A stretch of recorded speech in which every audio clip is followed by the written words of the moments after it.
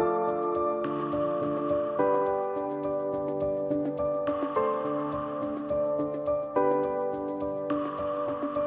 so happy to be able to talk about art and the relationship to wellness and the relationship to health in this moment at PAMM, where we've been doing things in this space and addressing the possibilities and opportunities that exist for art and health and wellness to be part of a conversation together. Art is more than a visual experience. It's a catalyst of well-being, connection, and creativity.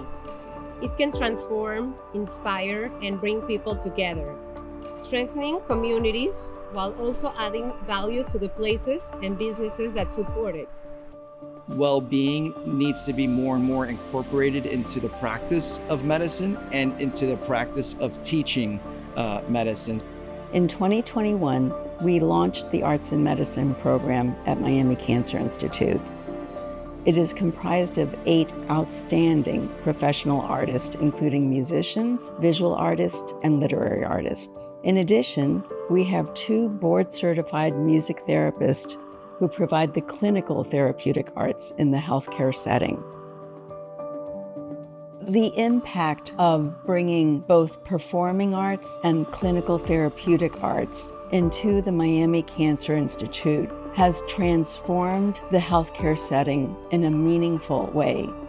Likewise, being able to incorporate art in public places to the extent that Underline does, very specifically as a new initiative on that public landscape, is pretty incredible.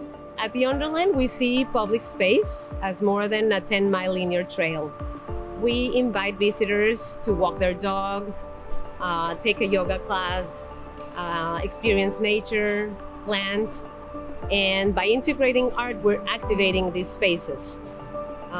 We encourage meditation and reflection while inspiring creativity and connection to place, to history, to oneself and to each other. And this together promotes wellness. We have recently begun to do small groups with the medical school, with Wertheim Medical School, where the doctors are coming in themselves to experience the artwork with our teaching artists. And I think that's a twofold experience, right? As they would say, it's therapeutic for them after being in that intense work environment that many of them are in, to come into the museum and spend time with an artist, different way of balancing out the body. Likewise, they bring it back to their jobs as medical care. And so their patients are also getting the fruit of that experience. As rotation director for the family medicine residents through this project, we really wanted to focus and teach what's called the social determinants of health. So all the things behind the scenes that physicians may not know about their patients, about the barriers to healthcare related to transportation, immigration issues, food insecurity, and how we can leverage what's in the museum to bring those things to life. Our family medicine residents live that day in, day out by taking care of our community. So I wanted to not only to see it through a different lens, but also experience wellness by being exposed to art, by understanding where the artists are coming from and all of the context from which that happens.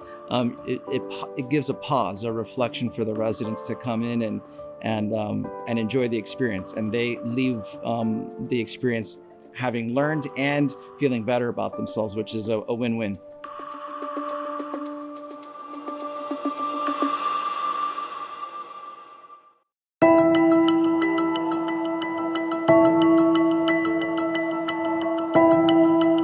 With Woody de Othello's show in particular, it's so important to the artist that he created a bench and put it in a space that is kind of like in the corner.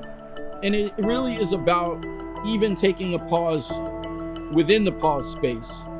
You know, I am a avid meditator. When you're really like tuning into your body in these meditative states, you almost feel like a little energy or a little flow kind of enter the palms of your hands. The kind of open palm also comes up a lot in various like statuary, like you see the figures of the Buddha or even a lot of like African sculpture, you know, the palms are facing out. And for me, that's a symbol or a metaphor, the exact experience of receiving life force energy. So we just went into the Woody the Othello exhibition and we did a little brain experiment to see your brain on art. And so I was sitting in front of one of his paintings, and we had EEG sensors placed on my head to measure my brain activity in real time. We then did a 6-minute recording. The first 2 minutes was just a baseline, so I was just looking at the floor. And then the last 4 minutes, I was experiencing the art. I was absorbing myself in the piece and really just connecting with it and feeling it and having an art experience with the piece. The data, it showed a much bigger effect than I was expecting, actually. So we saw total brain activity decreased by about 22%. So that's just the overall relaxation response, the nervous system calming down. The second thing that happened was that there was a bigger decrease on the left brain versus the right brain, which kind of makes sense because I'm kind of an analytical type of guy. Left brain is analytical, logical, linear. So what that says is that by observing the art, it helped me to balance the two hemispheres of my brain better. And then the third thing that happened was, if you look at the specific changes in the brainwave frequency bands, there was a bigger decrease in the stress bands, and that was 29%. And that's average across both left and right. So in just 4 minutes of observing art, that indicates a 29% reduction in stress. That's huge. What we're here for is the experience of how the museum can play a role in the life of our bodies, in the lives of our health, and how we consider health to be an integral part of our experience as human beings. I'm looking forward to sharing the idea of the museum space. We're just at the beginning of this conversation in some ways. The idea of the museum space being integral to the health of each and every one of our community is what we're here for.